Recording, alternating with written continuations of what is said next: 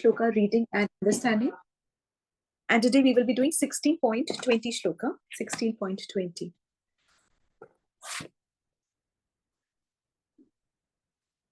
Asurim yoni mapanna mura janmani janmani mama prapyeva kaunteya tato yanteya dhamagatim.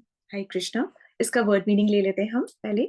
आसुरिम योनि मापन्ना मतलब कि आसुरी योनि को प्राप्त होते हैं, प्राप्त होते हुए. मूढ़ा जन्मनी जन्मनी, वो मूर्ख ही रहते हैं. कौन, किसकी बात हो रही है ये किसकी बात हो रही है? इतनी सुंदर बात किसकी हो रही है?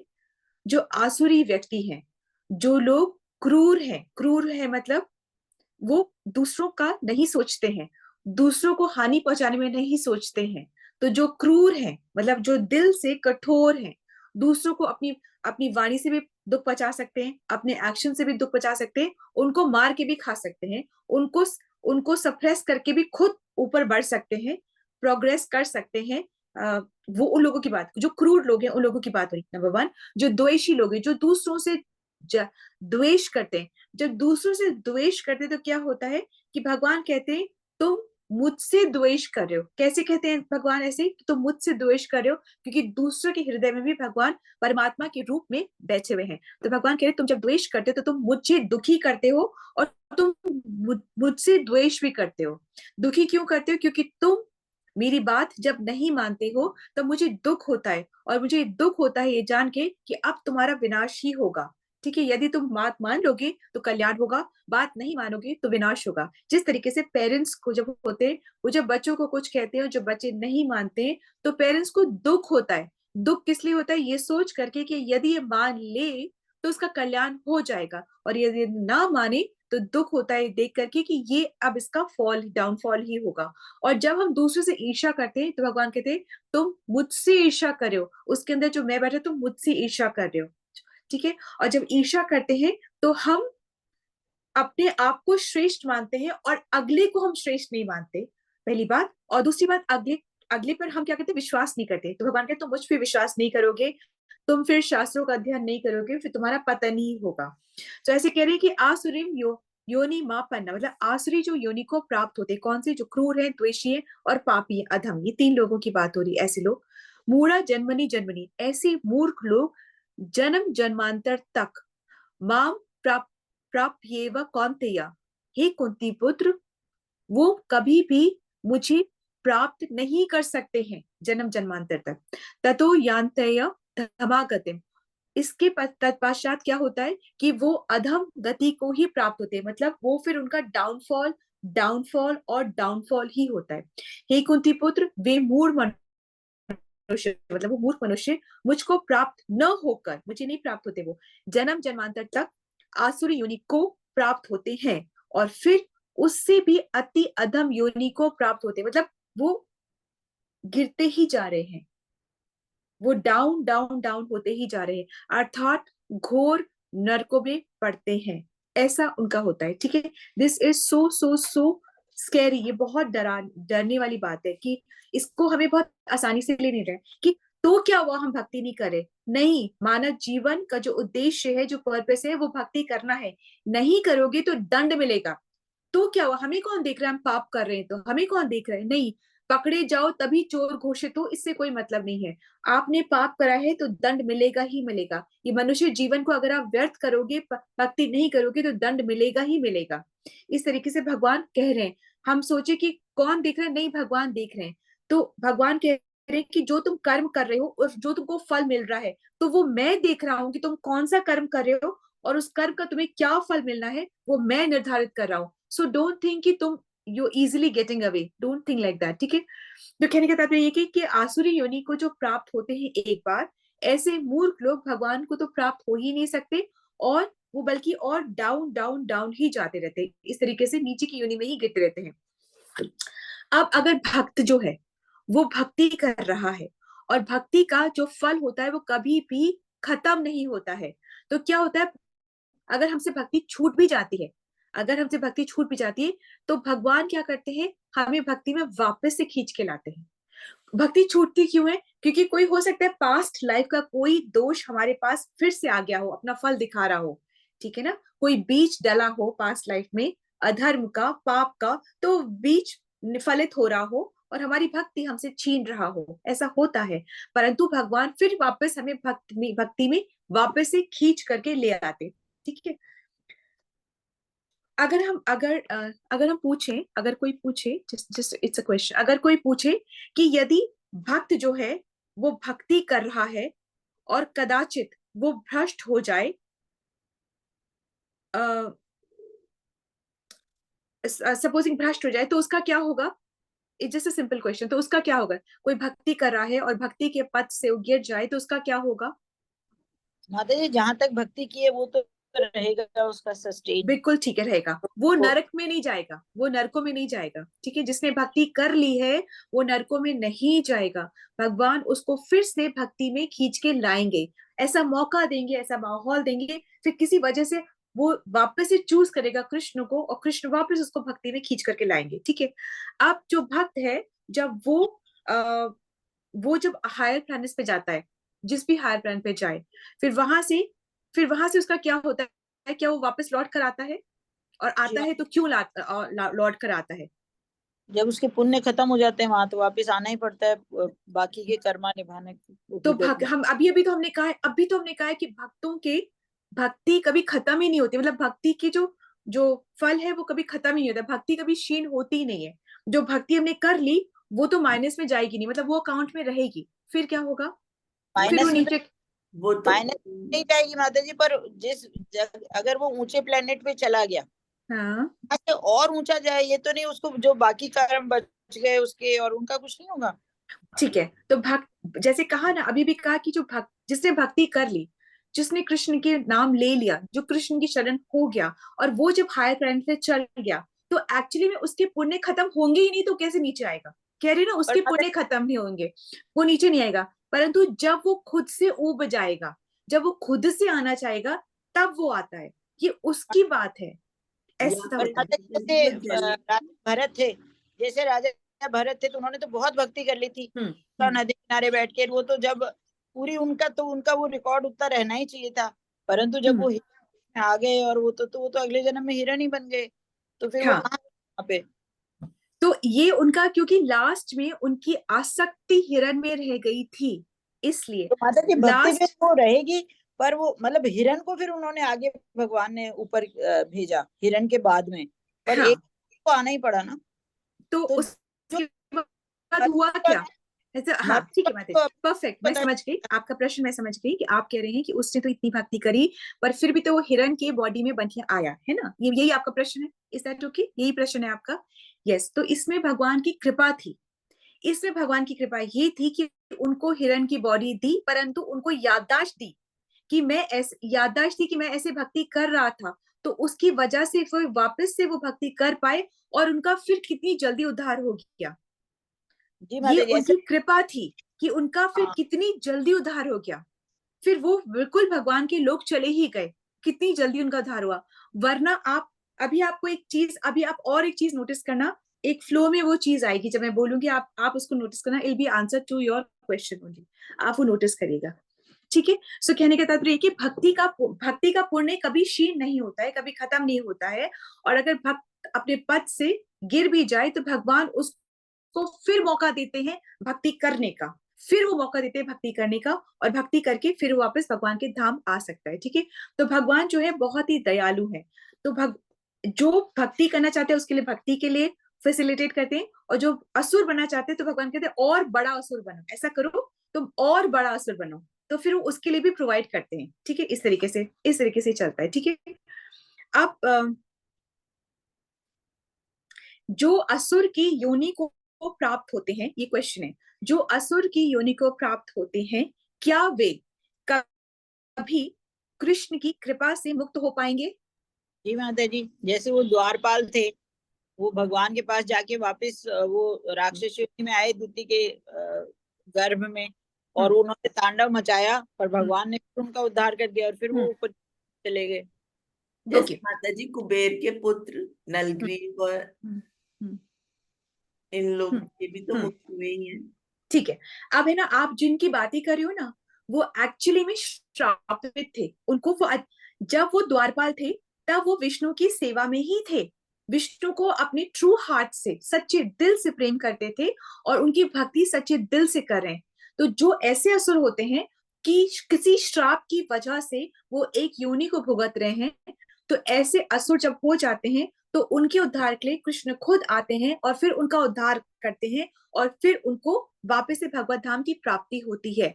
यदि से तो कृष्ण न आकर के कोई और उनका उद्धार करता है तो उनको हायर प्लैनेट्स मिलते हैं, उनको कृष्ण का धाम नहीं मिलता है। Is that clear? दो प्रकार के असुर होते हैं, एक तो क्या होता है मन से ही असुर है, अपने आचरण से भी असुर है, अपनी वाणी से, मन से, आचरण से सबसे असुर है, ठीक है।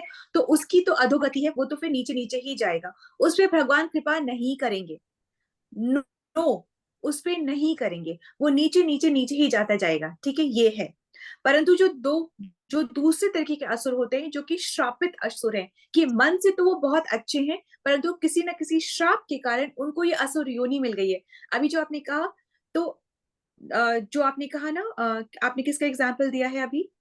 किसका एग्जाम्पल दिया था आपने? हिरण्यकशिपु और हिरण्याक्ष का, जो द्वारपाल है, ठीक है। वो भगवान से वो मन से भगवान की भक्ति कर रहे थे परंतु श्राप की वजह से वो एक योनि को भुगत रहे थे। तो ऐसे जब होता है तो बहुत बड़े असुर बनते हैं और उन असुरों को का उद्धार करने के लिए भगवान स्वयं आते हैं। मैं माता जी, इज दैट क्लियर?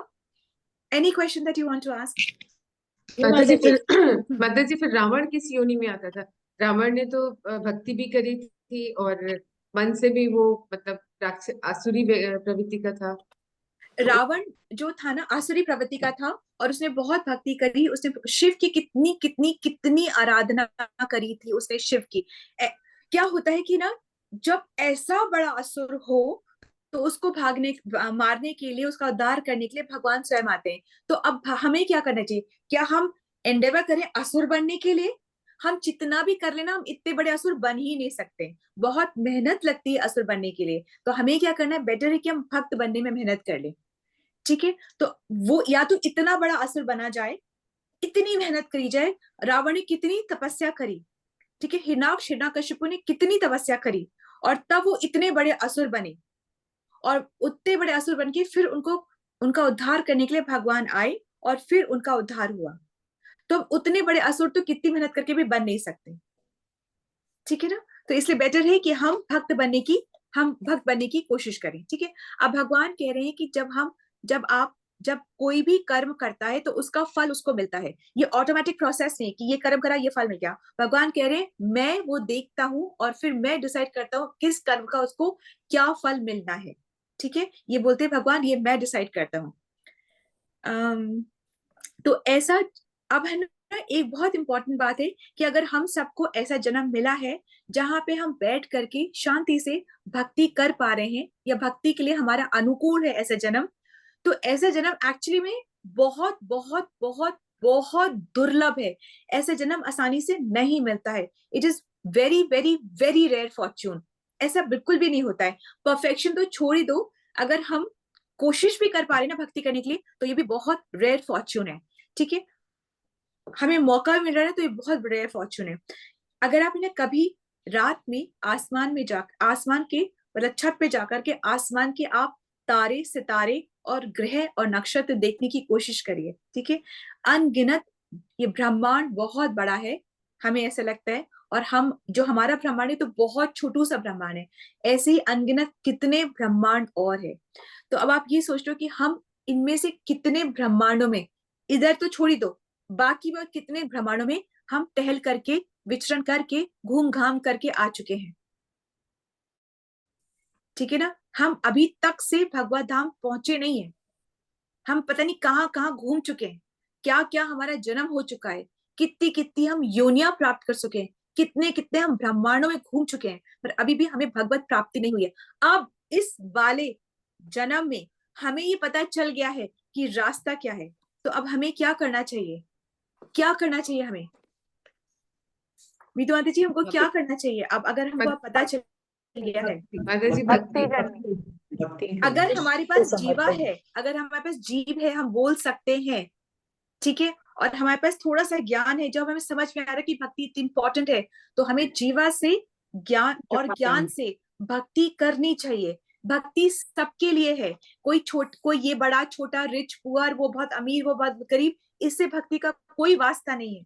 भक्ति जिसके पास जीवा है और जिसको ये बात समझ आ रही है थोड़ी सी भी कि भक्ति इतनी इंपॉर्टेंट है, उसे बिल्कुल एक समय, एक क्षण, एक प्रहर कोई वेस्ट नहीं करना है, उसे भक्ति ही भक्ति करनी है। It is very very very important. ठीक है, अब अगर क्वेश्चन बनता है कि भगवान आप तो सुप्रीम है, आप तो सब कुछ कर सकते हैं, आप तो सत्य संकल्पी, मतलब आपने जो सत्य संकल्प, मतलब कि आपने जो सोचा वो हो जाता है, अगर ये सब आप हैं तो क्यों नहीं आप हमारे अंदर बैठ करके हमें बुद्धि दे देते हैं कि, और हमें योग्य बना देते हैं भक्ति करने के लिए।